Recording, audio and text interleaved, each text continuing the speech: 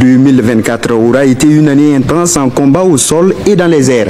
L'ennemi a tout tenté mais sans pouvoir ébranler la détermination des forces combattantes, des combattants dont les capacités se sont accrues avec la dotation conséquente en équipement. Des équipements militaires acquis en plusieurs phases, mais l'année 2024 s'achève avec un défi majeur, à savoir la reconquête totale des 30% du territoire encore sous le contrôle de l'ennemi. Les précisions de Bienvenue dans ça. En 2024, outre la guerre physique contre le terrorisme, une autre dimension prend une proportion considérable. La guerre de la communication.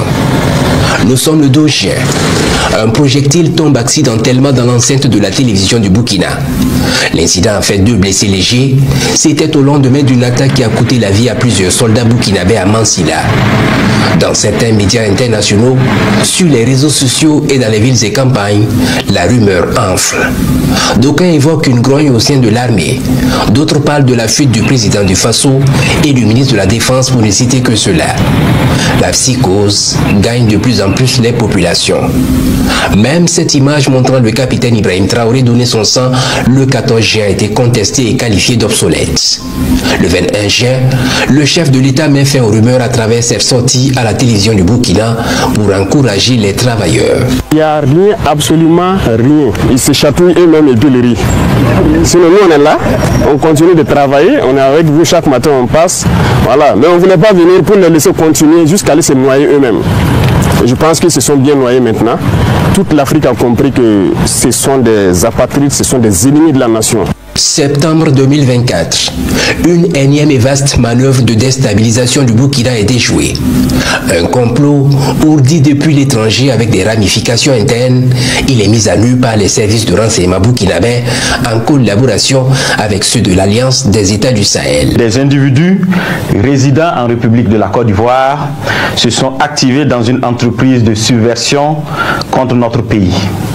Ces acteurs du chaos, appuyés par certains services de renseignement de puissance occidentale, sont constitués aussi bien de civils de divers profils que des militaires et anciens militaires ayant quitté le territoire national pour participer à des opérations de propagande et de déstabilisation.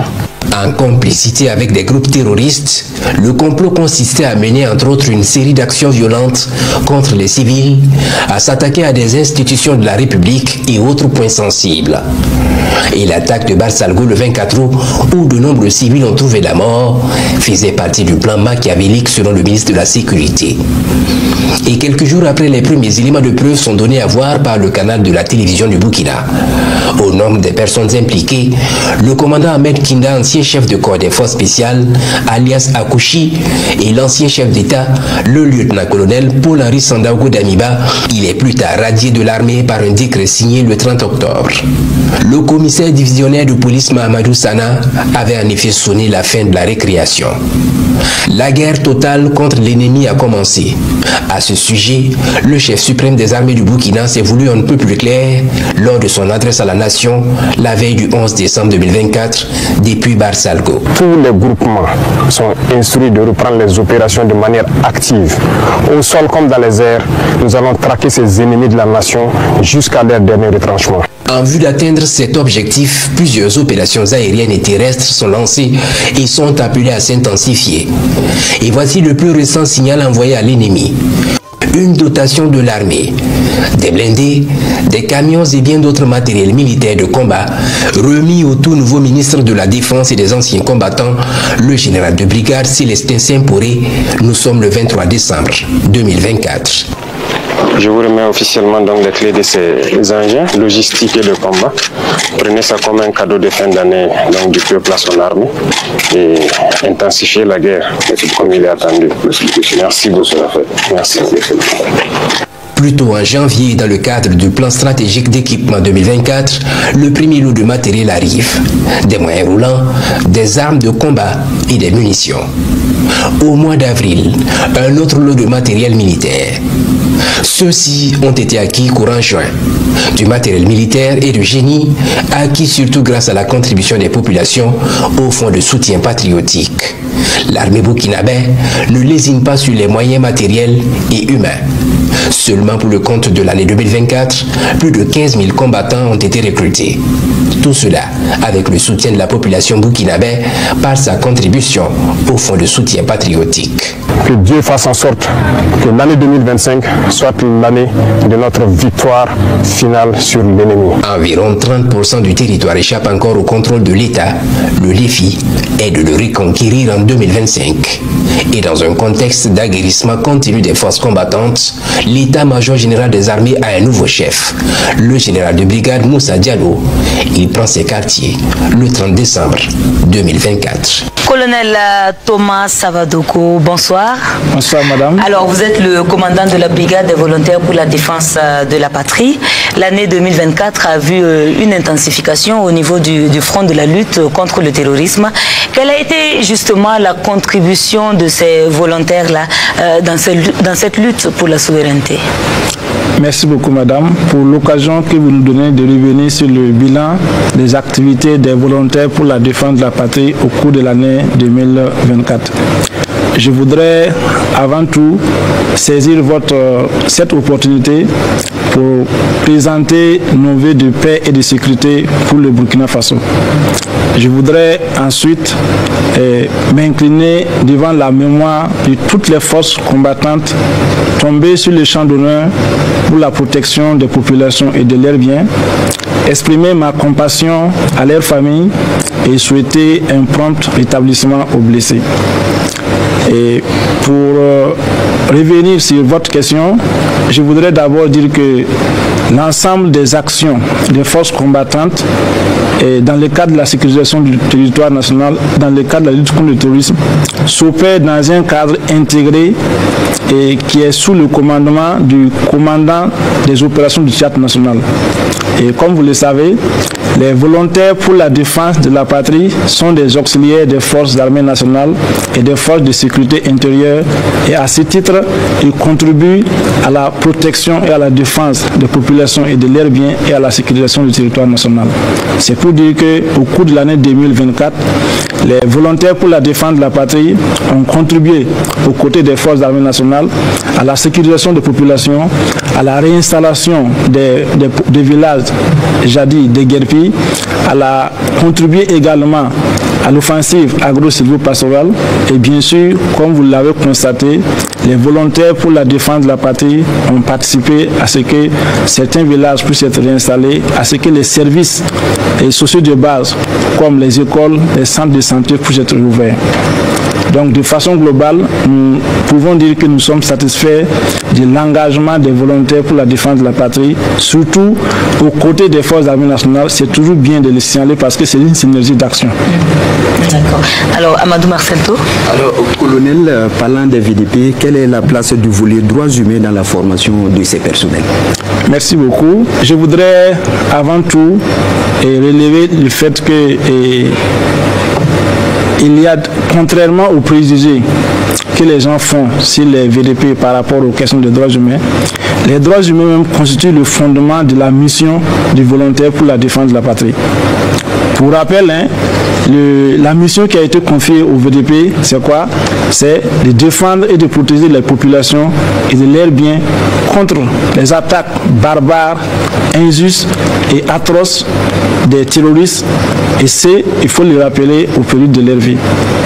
Et pour revenir de façon plus concrète, en plus de la formation initiale et opérationnelle qui intègre déjà les questions de droits humains, les VDP et leurs cadres bénéficient de façon continue, une formation continue sur les questions des droits humains. Voilà. Et puis je peux dire qu'à ce jour, la quasi-totalité de tous les cadre des VDP et ainsi que les VDP ont bénéficié de formations sur les questions des droits humains et cela a été rendu possible parce que nous avons mis une synergie d'action entre le ministère de la Défense, le ministère de la Justice et également avec les partenaires techniques et financiers qui œuvrent dans les questions des droits humains. Alors, colonel, je m'excuse, Amadou Marcelto, puisqu'on parle de bilan, votre brigade a déjà 2 ans depuis sa création. De façon sommaire, qu'est-ce que vous retenez de ce que vous avez eu à poser comme action? Sur l'ensemble des 350 communes que compte le Burkina Faso, nous avons à ce jour environ 95% des communes où nous avons des VDP qui sont installés. Et il vous souviendra que l'année dernière, la même question avait été posée sur ce même plateau. On est à l'heure du bilan. Voilà, nous sommes à l'heure du bilan. Mais je pense aussi qu'avec l'accompagnement des autres forces, il y a des communes qui restent encore non reconquises. Et Inch'Allah, dans les jours à venir, ces communes pourront être reconquises pour le bonheur des populations. Alors, 175 milliards de francs CFA mobilisés en 2024. Colonel, quelle est la place et l'importance du fonds de soutien patriotique dans l'équipement et la formation et la prise en charge des VDP? Le mécanisme de la création du fonds de soutien patriotique est une initiative très belle, en ce sens que c'est un mécanisme endogène qui répond aux problèmes engendrés par une crise et par une guerre qui nous a été imposée. Et je voudrais à ce niveau saluer très sincèrement la clairvoyance de son Excellence Monsieur le Président du Faso, chef de l'État, chef suprême des forces armées, d'une part, et également saluer aussi les sacrifices et la résilience en fait du peuple burkinabé. Ce peuple burkinabé qui a accepté de contribuer au fonds de soutien patriotique pour prendre en charge en fait les dépenses des VDP et également les dépenses aussi en termes d'équipement des forces combattantes sur le terrain. Bien entendu parce que vous l'avez dit, c'est saluer en fait ce peuple-là parce que nous avons vu à travers vos médias qu'il y a la diaspora qui contribue aussi à ce niveau. Donc cela est important. Donc pour revenir à votre question proprement parler, je veux dire en fait que l'impact du FSP sur les troupes combattantes est vraiment très remarqué et très apprécié. En ce sens que à travers les FSP, on arrive à prendre en charge les dépenses sociales des volontaires pour la défense de la patrie, et d'une part, et également à prendre en compte le fait qu'ils ont besoin d'équipements et le FSE permet de les doter du matériel et des équipements qui leur permettent de répondre à la mission qui leur a été assignée, à savoir la protection des populations et des biens. De manière concrète, je peux dire en fait que le FSP permet de booster de manière significative le moral des troupes sur le terrain, de consolider leur efficacité et leur conviction à faire face à la menace et bien entendu de consolider leur efficacité et à travers les victoires qu'ils engrangent sur le terrain en termes de reconquête du territoire, en termes de retour des services publics, en termes de retour des services sociaux de base tels que les écoles, les services de santé et ainsi de suite. D'accord. Alors, en attendant une victoire éventuelle sur l'insécurité, et quel mot à l'endroit des Burkinabés de l'intérieur et de la diaspora qui se saignent, on va le dire, pour la patrie? Merci beaucoup pour cette question.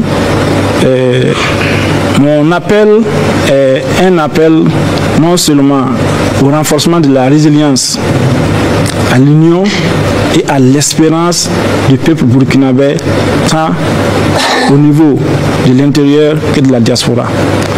Je voudrais ici rassurer le peuple burkinabé que les forces combattantes ont la ferme conviction de leur victoire sur le terrorisme. C'est un engagement et leur engagement est ferme.